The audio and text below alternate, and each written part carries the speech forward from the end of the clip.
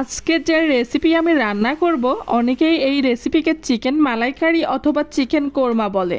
এই রেসিপিটার স্বাদ কিন্তু চিকেন মালাইকারি অথবা কোরমার মতোই লাগে, তবে এই রেসিপিকে বলে নারকেল দিয়ে চিকেন কারি। নারকেলের এই রেসিপিটা যাকে খাওয়াবেন সেই কিন্তু আপনার প্রশংসা করতে বাধ্য হবে। এই রেসিপিটার টেস্ট মুখে লেগে থাকার মতো। নারকেল দিয়ে শুধু মুরগির মাংস রান্না করা হয় না, নারকেল দিয়ে গরুর মাংস অথবা হাঁসের মাংসও রান্না করে। তবে আজকে আমি মুরগির মাংস রান্না করব।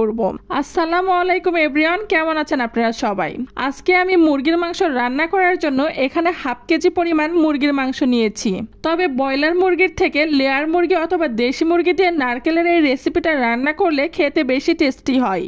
অন্য আরেকটা বাটিতে নারকেল বাটা নিয়েছি। নারকেলগুলো কোরানোর পর শিলপাটায় বেটে নিয়েছি। আপনারা চাইলে ব্লেন্ডারে ব্লেন্ড করে নিতে পারেন। অন্য আরেকটা বাটিতে মাঝারি সাইজের 7 থেকে 8টা পেঁয়াজ বেটে নিয়েছি। এরপর একটা প্লেটে 2 টেবিল চামচ পরিমাণ আদা বাটা, 3 টেবিল চামচ পরিমাণ রসুন বাটা, 2 টেবিল চামচ পরিমাণ জিরা বাটা, 2.5 টেবিল চামচ পরিমাণ মরিচের গুঁড়ো, 2 টেবিল চামচ পরিমাণ ধনে গুঁড়ো, 3-4টা তেজপাতা, 4-5টা সাদা এলাচ, 4-5 টুকরা দারচিনি নিয়েছি। মশলাগুলো আগে থেকে গুছিয়ে নিলে রান্না করতে অনেক সুবিধা হয়। তাই আমি সবসময় চেষ্টা করি যে কোনো রান্না করার সময় পরিমাণ অনুযায়ী আগে থেকেই মশলাগুলো গুছিয়ে নিতে। এ পর্যায়ে চুলার উপরে একটা কড়াই উঠিয়ে দিয়েছি আর কড়াইয়ে পরিমাণ মতো তেল দিয়ে তেলটা হালকা গরম করে নিব। তেলটা যখন হালকা গরম হয়ে আসবে ঠিক সে পর্যায়ে এর মধ্যে দিয়ে দিব পেঁয়াজ বাটা। পেঁয়াজ বাটা দিয়ে ভালোভাবে নাড়াচাড়া করে নিব, তা না হলে নিচে ধরে আসবে।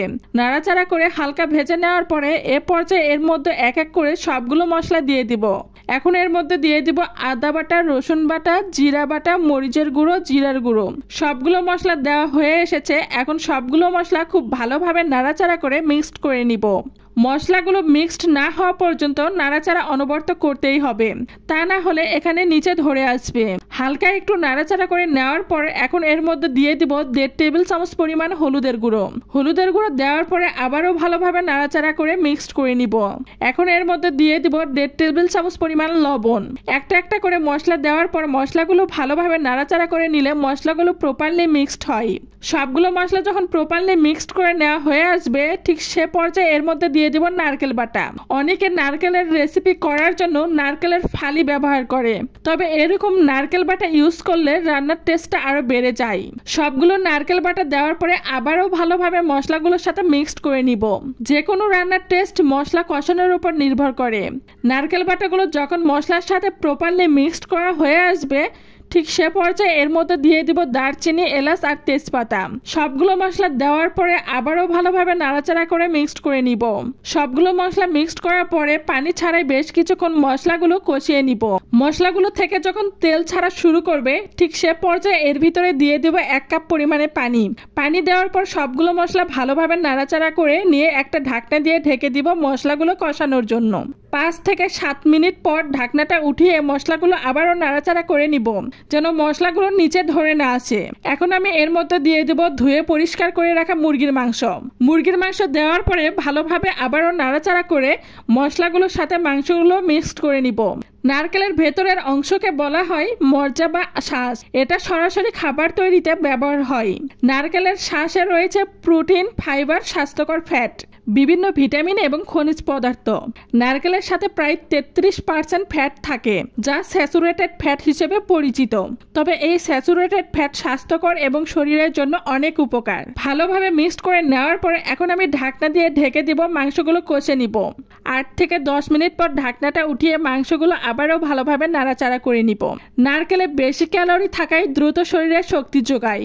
এজন্য কাজের মধ্যে ক্লান্তি লাগলে অথবা খিদে পেলে নারকেল খেলে তাৎক্ষণিক শক্তি যোগায়। নারকেলে প্রচুর পরিমাণে ফাইবার এবং কম পরিমাণে কার্বোহাইড্রেট থাকে, তাই এটি আমাদের শরীরের রক্তের শর্করা মাত্রা নিয়ন্ত্রণ করে, চুল পড়া বন্ধ করে, চুল ভালো রাখে। মাংসগুলো থেকে পানি শুকিয়ে না আসা পর্যন্ত মাংসগুলো এভাবেই কষিয়ে নিতে হবে আর অনবরত নাড়াচাড়া করতে হবে, তা না হলে নিচে ধরে আসবে। যখন দেখবো যে তরকারি থেকে তেল ছাড়া শুরু হয়েছে, ঠিক সে পর্যায়ে এর ভিতরে পরিমাণ মতো পানি দিয়ে দিব। পানি দিয়ে আবারও নাড়াচাড়া করে ঢাকনা দিয়ে ঢেকে দিব। এখানে আমি 2 কাপ পরিমাণ গরম পানি ইউজ করেছি। আর অবশ্যই এই রান্না করার সময় চেষ্টা করবেন গরম পানি ইউজ করার। ঠান্ডা পানি ইউজ করলে রান্নার টেস্টটা খুব একটা ভালো আসবে না। পানি দিয়ে আবারও ঢাকনা দিয়ে ঢেকে দিলাম বেশ কিছুক্ষণ রান্না হওয়ার জন্য। এছাড়াও প্রতি 100 গ্রাম নারকেলের রয়েছে 354 ক্যালোরি। আর নারকেলের শুধু পুষ্টিগুণই নয়, নারকেলের রেসিপি খেতেও কিন্তু দুর্দান্ত মজা লাগে। বেশ কিছুক্ষণ রান্নার পর ঢাকনাটা উঠিয়ে এখন আমি এর ভিতরে দিয়ে দেব 4-5টা কাঁচামরিচ। নারকেলের তরকারি নামানোর বেশ কিছুক্ষণ আগে এরকম গোটা কাঁচামরিচ দিলে এতে করে রান্না থেকে খুব সুন্দর একটা স্মেল চলে আসে, আর খেতেও কিন্তু খুবই মজা হয়। কাঁচামরিচ দেওয়ার পরে আবারও বেশ কিছুক্ষণ রান্না করে নিব। 10 থেকে 15 মিনিট পর ঢাকনাটা উঠিয়ে হালকা নাড়াচাড়া করতে হবে। আর দেখতেই পাচ্ছেন রান্নাটা কত সুন্দর একটা কালার চলে এসেছে। শুধু কালারই নয়, খুব সুন্দর একটা স্মেল চলে আসবে, যেটা আপনার ক্ষুধাকে বাড়িয়ে দিবে। কারণ আমরা বাঙালিরা এরকম মজার খাবারের স্মেল পেলে পেটে যেন ইঁদুর দৌড়াতে শুরু করে দেয়। আর এইদিকে রান্নাটাও মোটামুটি কমপ্লিট হয়ে এসেছে। ঝোলটাও কমে এসেছে আর রান্নাটার থেকে উপরে তেল ভেসে উঠছে। যে কোনো রান্নাই যখন কমপ্লিট হয়ে আসবে ঠিক তখন রান্নার উপরে কিন্তু এরকম তেল ভেসে উঠবে, আর দেখতেও কিন্তু অনেক লোভনীয় লাগবে। রান্নার স্মেল পেয়ে বাসার সবাই তাড়া দিচ্ছে কখন হবে, কখন তারা খেতে বসবে।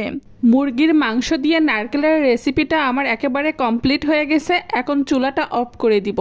রান্নাটা যেহেতু আমার কমপ্লিট হয়েছে, এখন আমি এটা পরিবেশনের জন্য একটা বাটিতে উঠিয়ে নিয়েছি। এটা দেখতে যতটা কালারফুল লাগছে, খেতেও কিন্তু তার থেকে বেশি মজা। আপনারা যারা নারকেল দিয়ে মুরগির মাংসের রেসিপি খেয়েছেন তাদের কাছে খেতে কেমন লাগে অবশ্যই কমেন্টস করে জানাবেন। যারা এখনো নারকেল দিয়ে মুরগির মাংসের এই রেসিপিটা ট্রাই করেননি তারা অবশ্যই এই রেসিপিটা কিন্তু একবারের জন্য হলেও ট্রাই করে দেখবেন। আজকে এখানেই বিদায় নিচ্ছে, আবারও দেখা হবে নতুন কোনো রেসিপি নিয়ে।